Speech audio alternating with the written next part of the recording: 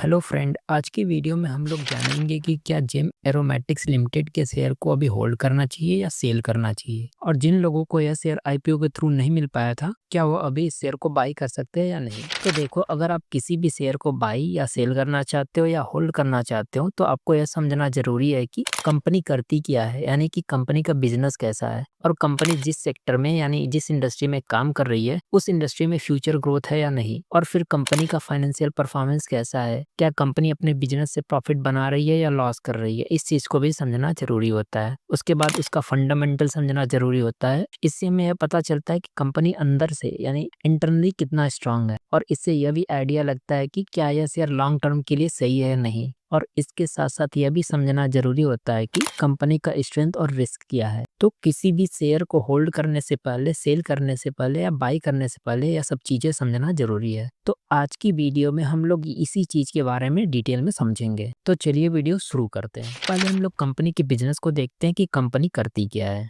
GeM aromatics limited company की शुरुआत अक्टूबर 1997 में हुई थी। अब इसका मतलब यह है कि यह करीब करीब 25 साल से भी ज्यादा पुरानी है, यानी कि इसके पास इंडस्ट्री में अच्छा खासा एक्सपीरियंस है। अब यह कंपनी करती क्या है, तो सिंपल भाषा में कहे तो यह लोग एक स्पेशल टाइप के इंग्रेडिएंट बनाते हैं जो परफ्यूम्स, कॉस्मेटिक और कई दूसरी चीजों में यूज होते हैं, जैसे इसेंशियल ऑयल्स यानी गुलाब या चंदन का तेल, एरोमा केमिकल्स यानी खुशबू देने वाले केमिकल्स, और कुछ ऐसे इंग्रेडिएंट्स जो बेसिक फॉर्म से थोड़ा और डेवलप किए जाते हैं, जिनको हम वैल्यू एडेड डेरिवेटिव कहते हैं। अब बात यह है कि इनके प्रोडक्ट काफी अलग अलग जगहों पर काम आते हैं, जैसे टूथपेस्ट में, कॉस्मेटिक प्रोडक्ट में, मेडिसिन्स में, और यहाँ तक कि वेलनेस और पेन मैनेजमेंट प्रोडक्ट में भी। बेसिकली जो चीजें हम रोज यूज करते हैं, जैसे स्किन केयर, ओरल केयर, उन सब में इनका कुछ न कुछ योगदान होता है। और कंपनी के पास टोटल 70 तरह के प्रोडक्ट है, और उन्हें इन्होंने 4 मेन कैटेगरीज में डिवाइड किया हुआ है। पहला है मिंट एंड इट्स डेरिवेटिव्स, यानी पुदीना और उससे बनने वाले दूसरे प्रोडक्ट्स, जैसे पुदीने का तेल, मेथनॉल वगैरह। ये अक्सर टूथपेस्ट, दर्द की दवा और ठंडक देने वाले प्रोडक्ट में यूज होते हैं।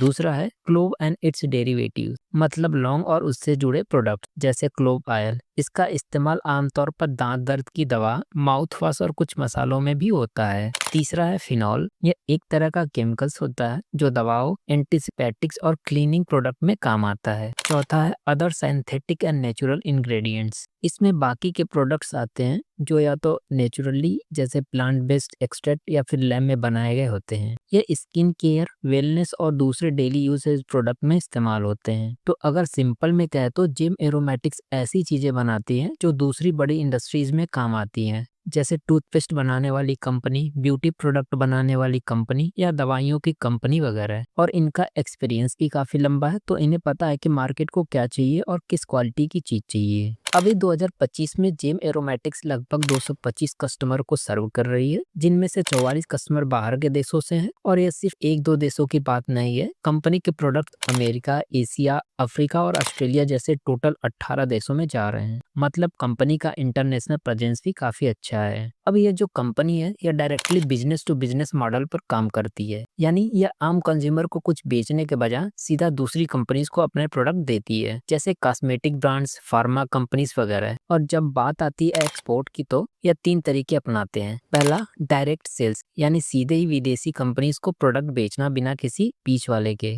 दूसरा सब्सिडरी के थ्रू, इनकी एक अपनी कंपनी है अमेरिका में जिसका नाम है जेम एरोमेटिक्स एलएलसी, इसके जरिए भी यह वहां अपने प्रोडक्ट बेचते हैं। और तीसरा है थर्ड पार्टी एजेंसीज के थ्रू, यानी कुछ बाहर के एजेंसीज या एजेंट के जरिए भी अपने प्रोडक्ट विदेशों में बेचते हैं। अब इंटरेस्टिंग बात यह है कि कंपनी के पास अपना खुद का R&D सेटअप भी है। 31 मार्च 2025 तक इनके पास 13 साइंटिस्ट की एक इन हाउस टीम थी, और ये लोग सिर्फ बेसिक काम नहीं कर रहे हैं, ये लोग लेटेस्ट टेक्नोलॉजी इस्तेमाल कर रहे हैं ताकि जो एडवांस इंग्रेडिएंट है, जैसे वैल्यू एडेड डेरिवेटिव्स, उनकी क्वालिटी और परफॉर्मेंस को और बेहतर बनाया जा सके। तो देखा जाए तो कंपनी ना सिर्फ अच्छे स्केल पर काम कर रही है, बल्कि टेक्नोलॉजी और इनोवेशन पर भी इक्वली फोकस कर रही है, जो आज के टाइम में बहुत जरूरी है। तो यह था इस कंपनी का बिजनेस। अब हम लोग इस कंपनी की इंडस्ट्री को समझते हैं कि यह कंपनी जिस सेक्टर में काम कर रही है, यानी जिस इंडस्ट्री में काम कर रही है, उसका फ्यूचर ग्रोथ है या नहीं। अब जरा ब्रॉडर पिक्चर की बात करते हैं, मतलब पूरे केमिकल्स इंडस्ट्री का सीन कैसा है इंडिया में, इसको देखते हैं। तो देखो 2025 में इंडिया का केमिकल्स मार्केट करीब यूएसडी 235 बिलियन का है और जो प्रोजेक्शन है उसके हिसाब से 2030 तक बढ़ के लगभग यूएसडी 380 बिलियन तक पहुंचने वाला है। यानी हर साल करीब 10% की ग्रोथ, जो काफी सॉलिड मानी जाती है। अब इसका मतलब क्या है? इसका सीधा सा मतलब है कि इंडिया में अलग अलग इंडस्ट्रीज जैसे एफएमसीजी, टेक्सटाइल्स और फार्मा वगैरह में केमिकल्स की डिमांड लगातार बढ़ रही है। यह इंडस्ट्रीज हैविली डिपेंड करती है केमिकल्स पर, जैसे कोई क्रीम बनाने वाली कंपनी हो या कोई मेडिसिन बनाने वाली, सबको स्पेसिफिक टाइप के केमिकल्स चाहिए होते हैं। अब इन सब के बीच में एक खास कैटेगरी आती है स्पेशलिटी केमिकल्स। यह नॉर्मल केमिकल्स से थोड़े अलग होते हैं क्योंकि ये ज़्यादा कस्टमाइज होते हैं, मतलब स्पेसिफिक यूज केसेस के लिए बनाए जाते हैं और इनका क्वालिटी और वैल्यू भी काफ़ी हाई होता है। इनका इस्तेमाल perfumes, flavours, personal care product वगैरह में होता है। मतलब जिन चीज़ों में जिम एरोमेटिक्स जैसी कंपनीज काम करती है, वहाँ ये केमिकल्स बहुत काम के होते हैं। और 2025 से 2030 के बीच में यह स्पेशलिटी केमिकल्स वाला सेगमेंट और भी तेजी से ग्रो करने वाला है, करीब 10% से 12% सीजीआर के हिसाब से। यानी जितनी तेजी से बाकी केमिकल्स इंडस्ट्री बढ़ रही है,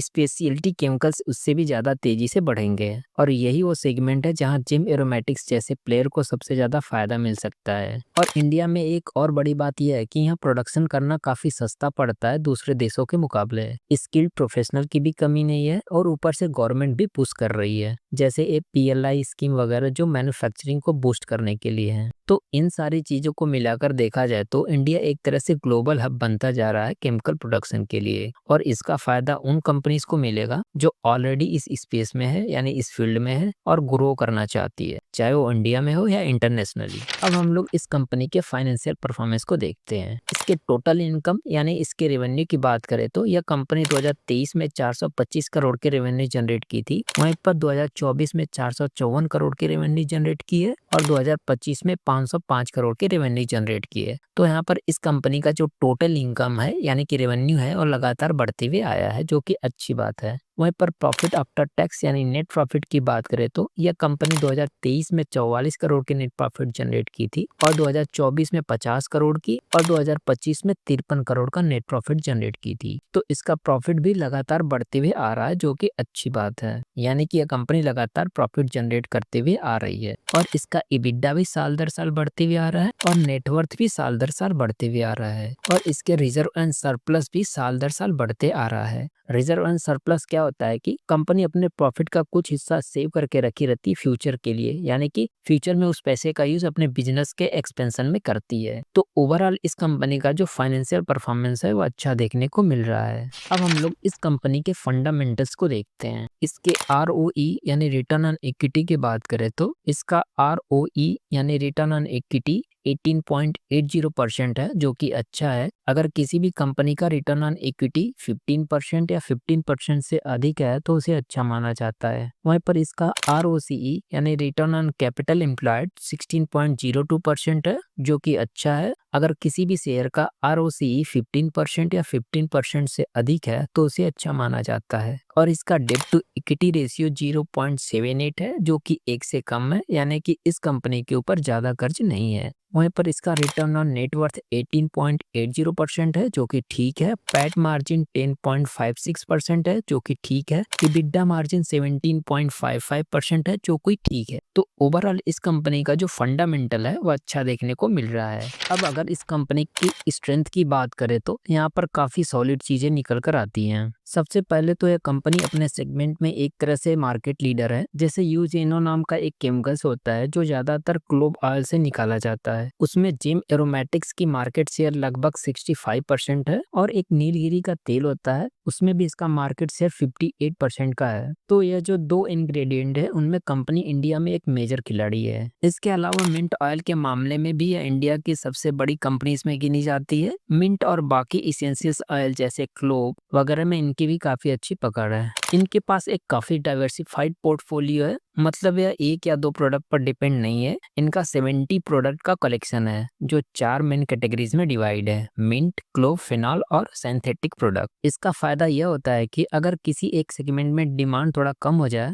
तो दूसरे प्रोडक्ट उसे बैलेंस कर सकते हैं। अब यह सिर्फ वहीं तक सीमित नहीं है, कंपनी अपने दहेज वाली फैसिलिटी को एक्सपेंड कर रही है, जहां ये क्रिटल बेस्ड प्रोडक्ट और कुछ नई टाइप्स की केमिस्ट्री पर काम कर रहे हैं। इससे उनका प्रोडक्ट रेंज और बढ़ेगा और प्रोडक्शन कैपेसिटी भी। और इन्वेशन की बात करें तो इनके पास 13 साइंटिस्ट की एक R&D टीम है जो नए प्रोडक्ट पर काम करती है और साथ ही यह भी देखती है कि मैन्युफैक्चरिंग प्रोसेस ज़्यादा इको फ्रेंडली और सस्टेनेबल हो। मतलब सिर्फ बिजनेस नहीं, एनवायरनमेंट की भी सोच है। अब सबसे इम्प्रेसिव चीज यह है कि इतनी बड़ी ग्लोबल FMCG कंपनीज जैसे कोलगेट, डाबर और पतंजलि ये सब जिम एरोमेटिक्स पर भरोसा करती हैं। इन ब्रांड्स के साथ काम करना अपने आप में एक बहुत बड़ी क्रेडिबिलिटी दिखाता है। कैपेसिटी की बात करें तो इनकी टोटल इंस्टॉल प्रोडक्शन कैपेसिटी करीब 5346 MTPA है और यह 3 अलग अलग मैन्युफैक्चरिंग प्लांट में फैली हुई है जो स्ट्रेटेजिकली सेट किए गए हैं। इसका मतलब है कि प्रोडक्शन और डिस्ट्रीब्यूशन दोनों इफिशिएंट तरीके से मैनेज हो पाते हैं। और हाँ, सिर्फ इंडिया में ही नहीं, कंपनी का एक्सपोर्ट नेटवर्क भी काफी स्ट्रांग है। इनके प्रोडक्ट USA, यूरोप, एशिया और कई इमर्जिंग मार्केट में जाते हैं, तो इंटरनेशनल प्रेजेंस भी बहुत अच्छा है। तो अगर पूरे तरीके से देखा जाए तो कंपनी ना सिर्फ अपने फील्ड में एस्टेब्लिश्ड है बल्कि फ्यूचर ग्रोथ के लिए पूरी तरह से तैयार दिख रही है, चाहे वह प्रोडक्ट इनोवेशन हो, ग्लोबल एक्सपेंशन हो या मैन्युफैक्चरिंग कैपेबिलिटी।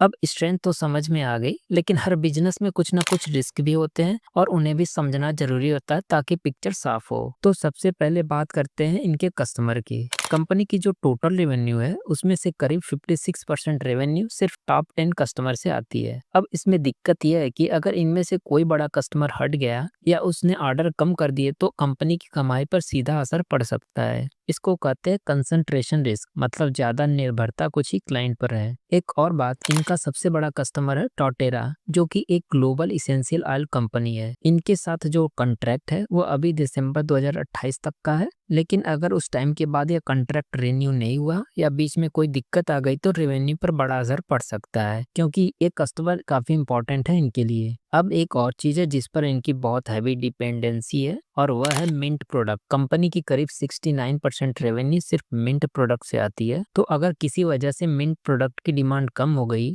या उस मार्केट में कोई डिस्ट्रप्शन आ गया तो बिजनेस पर इम्पैक्ट पड़ सकता है। अब थोड़ा लीगल साइड की बात करें, इनकी जो बदायूं फैसिलिटी है उसके लैंड को लेकर सुप्रीम कोर्ट में एक लिटिगेशन चल रही है। तो जब तक यह मामला क्लियर नहीं होता तब तक थोड़ी अनसर्टेनिटी बनी रहेगी। मतलब अगर फैसला अनफेवरेबल आया तो फ्यूचर में ऑपरेशन या एक्सपेंशन में दिक्कत आ सकती है। इसके अलावा प्रमोटर से जुड़ी एक और रिस्क है, इनकी प्रमोटर ग्रुप की एक एंटिटी अभी लिक्विडेशन में है। इसका मतलब है कि प्रमोटर ग्रुप की एक कंपनी बंद होने की प्रक्रिया में है, यानी लिक्विडेशन चल रहा है। लिक्विडेशन का मतलब होता है कंपनी को पूरी तरह से बंद करके उसके सारे एसेट्स बेचकर उधार चुकाना। और कुछ प्रमोटर्स को विलफुल डिफॉल्टर्स के तौर पर भी टैग किया गया है। इसका मतलब है कि कुछ प्रमोटर्स को विलफुल डिफॉल्टर यानी जानबूझकर कर्ज न चुकाने वाला घोषित किया गया है। यानी उन्होंने बैंक या किसी लेंडर से पैसा लिया और पैसा होते हुए भी जानबूझकर वापस नहीं किया। यह बात इन्वेस्टर के लिए थोड़ी कंसर्निंग हो सकती है, क्योंकि इससे ट्रस्ट फैक्टर पर असर पड़ता है। और आखिरी पॉइंट, इनकी जो सब्सिडरी है क्रिस्टल इंग्रेडिएंट, उसमें भी थोड़ी चिंता की बात यह है कि फाइनेंशियल ईयर 2025 में इस सब्सिडरी को करीब 4.17 करोड़ का लॉस हुआ है और उसकी नेटवर्थ नेगेटिव में है, यानी वो अभी फाइनेंशियली कमजोर स्थिति में है। तो देखा जाए तो कंपनी के पास ग्रोथ पोटेंशियल जरूर है, लेकिन साथ ही कुछ ऐसे की रिस्क भी है जिन पर इन्वेस्टर को नजर रखनी चाहिए, खासकर कस्टमर डिपेंडेंसी, लीगल इशू और रॉ मटेरियल सप्लाई से जुड़े रिस्क। अब हम लोग यह समझते हैं कि स्टॉक मार्केट पे लिस्ट होने के बाद इसका शेयर प्राइस क्यों लगातार गिरते हुए आ रहा है। तो देखो, जेम एरोमेटिक्स कंपनी का शेयर प्राइस IPO लिस्टिंग के बाद इसलिए गिर रहा है क्योंकि लोगों को जितना लिस्टिंग गेन की उम्मीद थी उतना रिटर्न नहीं मिला। IPO के पहले इसका ग्रे मार्केट प्रीमियम थोड़ा पॉजिटिव था, लेकिन जब शेयर मार्केट में लिस्ट हुआ तो सिर्फ 2 से 2.5% का प्रीमियम मिला और उसके बाद प्राइस नीचे गिर गया। इसका मतलब यह है कि डिमांड उतनी स्ट्रांग नहीं थी जितनी सोची गई थी। दूसरी बात, कंपनी का business mainly mint based product पर ज्यादा डिपेंड करता है और उनका आधा से ज्यादा रेवेन्यू सिर्फ कुछ ही कस्टमर से आता है, जो थोड़ा रिस्की माना जाता है। अगर किसी एक कस्टमर ने ऑर्डर कम कर दिया तो रेवेन्यू गिर सकता है। साथ ही IPO के टाइम पर कंपनी का वैल्यूएशन थोड़ा महंगा था, मतलब लोगों को लगा कि शेयर पहले से ही ज्यादा दाम पर बेचा जा रहा है। कुछ इन्वेस्टर्स ने यह भी नोटिस किया कि प्रमोटर्स खुद भी IPO में अपने शेयर्स बेच रहे थे, जिससे लगा कि वो खुद भी पैसे निकाल रहे हैं। इस वजह से इन्वेस्टर्स कॉन्फिडेंस थोड़ा कम हुआ। तो सिंपल शब्दों में, शेयर प्राइस इसलिए गिर रहा है क्योंकि एक्सपेक्टेशन हाई थी, लिस्टिंग फ्लैट रही, बिजनेस थोड़ा कंसंट्रेटेड है और वैल्यूएशन थोड़ा महंगा लग रहा था, इसलिए लोग लिस्टिंग के बाद प्रॉफिट बुक करके निकल रहे हैं। अब हम लोग यह समझते हैं कि जिन लोगों को यह शेयर आईपीओ के थ्रू मिला था उन्हें होल्ड करना चाहिए या सेल करना चाहिए, और जिन लोगों को यह शेयर आईपीओ के थ्रू नहीं मिल पाया था क्या उनको बाई करना चाहिए या नहीं। तो देखो, अगर आपको यह शेयर आईपीओ के थ्रू मिला था और आपको अगर लिस्टिंग दिन मिला है तो आप प्रॉफिट बुक करके यहाँ से निकल जाना बेटर रहेगा। और जो लोग होल्ड करना चाहते हैं इस शेयर को होल्ड कर सकते हैं, लेकिन उनको प्रॉफिट बहुत दिनों बाद देखने को मिलेगा। कंपनी का बिजनेस ठीक है, कंपनी का फाइनेंशियल परफॉर्मेंस ठीक है, फंडामेंटल ठीक है, तो आप होल्ड कर सकते हो, लेकिन आपको लंबे समय तक होल्ड करके रखना पड़ेगा। अगर आप होल्ड करके रख सकते हो तभी आप इस शेयर को होल्ड करना, अदरवाइज आप थोड़े बहुत प्रॉफिट लेकर के यहाँ से निकल जाओ, दूसरे आईपीओ में पैसा लगा लो। वहीं पर अभी आप इस शेयर को खरीदने के लिए सोच रहे हो तो अभी रुक जाओ, अभी मत खरीदो, एक बार इसका शेयर प्राइस स्टेबल हो जाने दो, उसके बाद इस शेयर को खरीदना। क्योंकि क्या होता है कि जब भी कोई नई कंपनी स्टॉक मार्केट पे लिस्ट होती है तो कुछ दिनों तक उसका शेयर प्राइस स्टेबल नहीं रहता, बहुत तेजी से ऊपर नीचे होता रहता है, तो ऐसे केस में आपको लॉस देखने को मिल सकता है। इसलिए एक बार इसका शेयर प्राइस स्टेबल हो जाने दो, फिर उसके बाद इस शेयर को खरीद लेना। तो बस इतना ही आज की वीडियो में। ऐसी और इन्फॉर्मेटिव वीडियो के लिए हमारे चैनल को सब्सक्राइब कर लेना, और वीडियो अच्छी लगी हो तो वीडियो को लाइक कर देना। चलो मिलते हैं नेक्स्ट वीडियो में अगले शेयर के साथ।